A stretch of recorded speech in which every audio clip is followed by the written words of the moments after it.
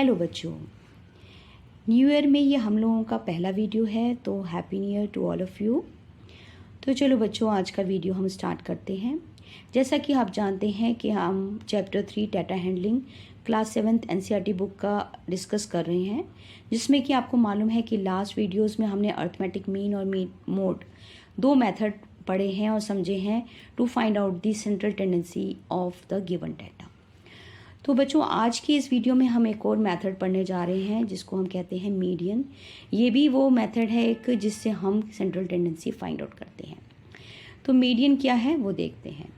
Median it is an another method to find the central tendency of the given data according to the requirement of the situation. तो ये भी एक method है जिससे कि हमें दिए हुए डाटा की सेंट्रल वैल्यू निकालते हैं, पर ये सिचुएशन की रिक्वायरमेंट के अकॉर्डिंग हम इसको यूज़ करते हैं।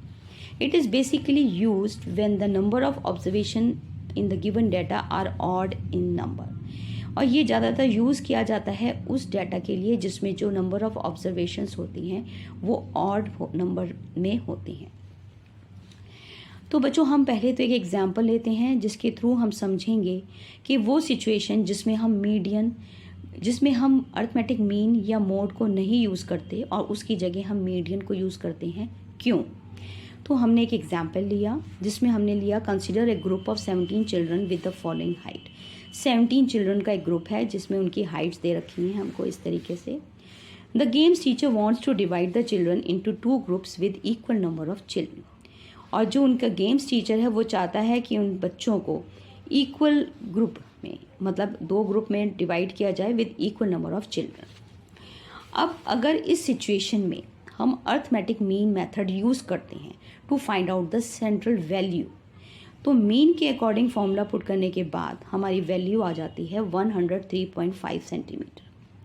तो अगर हम इस वैल्यू को मीन वैल्यू या सेंट्रल वैल्यू लेते हैं तो आप देखेंगे कि इस डाटा में 103.5 सेंटीमीटर से लेस हाइट वाले बच्चे सिर्फ 7 हैं और उससे ज़्यादा हाइट वाले बच्चे 10 हैं। तो इस तरीके से हम बच्चों को 2 इक्वल नंबर ऑफ ग्रुप्स में, मतलब 2 इक्वल ग्रुप्स में जिसमें नंबर ऑफ चिल्ड्रन इक्वल हो, नहीं डिवाइड कर सकते। तो हम इस मेथड को इस सिचुएशन में नहीं यूज़ करेंगे। अब नेक्स्ट मेथड अगर हम यूज़ करें मोड, आपको पता है मोड जो कि एक मेथड है use to find the central tendency of the given data. तो अगर हम इस मेथड को यूज़ करें, जैसा कि आपको पता है मोड क्या होता है, most occurring observation is called mode. तो अगर हम इस गिवन डाटा में, जो हमने इस एग्जाम्पल लिया है, इस गिवन डाटा में अगर हम मोस्ट अकरिंग ऑब्जर्वेशन देखते हैं तो वो है 115। तो 115 सेंटीमीटर इस दिए हुए डाटा का मोड हो गया। अब हम बच्चों को जब इस ऑब्जर्वेशन में जो दी हुई हैं उनको ऑब्जर्व करते हैं तो हमने देखा 7 चिल्ड्रन जो हैं उनकी हाइट लेस है 115 सेंटीमीटर से, और 10 चिल्ड्रन की हाइट ज़्यादा है 115 सेंटीमीटर से। तो मोड के थ्रू भी हम बच्चों को ग्रुप नहीं कर सकते इक्वल नंबर्स में, तो इस सिचुएशन में हम मोड को भी नहीं यूज़ कर सकते। तो अब इसके लिए हमें एक और मेथड यूज़ करना पड़ेगा इस सिचुएशन में, जिससे कि हम बच्चों को ग्रुप कर सकें विद इक्वल नंबर। तो इसके लिए हमने क्या किया, हमने इस दिए हुए डाटा को असेंडिंग ऑर्डर में अरेंज किया। अब अरेंज करने के बाद जो इसकी मिडिल वैल्यू है, अब जैसे ये 17 स्टूडेंट्स हैं तो 8 दोनों तरफ, और बीच में जो 9th वैल्यू होगी वो मिडिल ऑब्जर्वेशन होगी। अब हमने जब 9th देखी 1 2 3 4 5 6 7 8 9, तो 9th वैल्यू आ गई हमारी 115।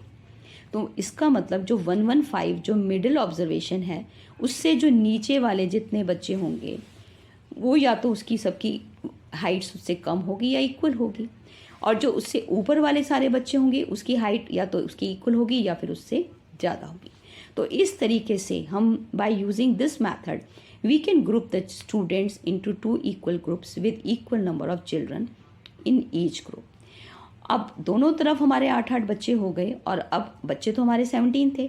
तो स्पोर्ट्स टीचर ने ये डिसाइड किया जो मिडिल वन था जो बीच वाला बच्चा जिसकी हाइट 115 हमने ली है, जो 9th पोजीशन पे है, उसको उसने रेफरी की तरह